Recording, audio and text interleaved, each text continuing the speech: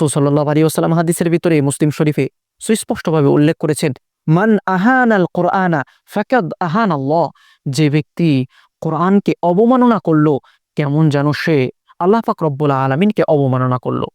আর আল্লাহ তাআলাকে অবমাননা করার শাস্তি কি? আল্লাহ পাক রব্বুল আলামিন সুস্পষ্টভাবে ঘোষণা দিয়েছেন সূরাতুল মাইদার ভিতরে, যারা আল্লাহ তাআলা এবং আল্লাহ তাআলার রাসূলের সাথে যুদ্ধ ঘোষণা করবে, আল্লাহ তাআলাকে অবমাননা করবে, তাদের শাস্তি কি? ইন্নামা জাযাউল লাযিনা ইউহারিবুনাল্লাহ ওয়া রাসূলাহু ওয়া ইয়াসআউনা ফিল আরদি ফাসাদা আন ইউকাত্তালু।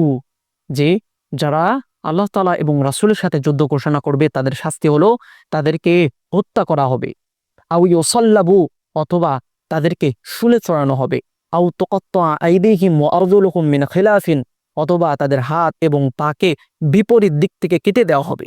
এভাবে আল্লাহ পাক রব্বুল আলামিন তাদের শাস্তির ঘোষণা দিয়েছেন এবং পরিশেষে বলেছেন, এটা তো কেবলমাত্র দুনিয়ার শাস্তি, এবং তাদেরকে আখিরাতে আরো যন্ত্রণাদায়ক শাস্তি দেওয়া হবে।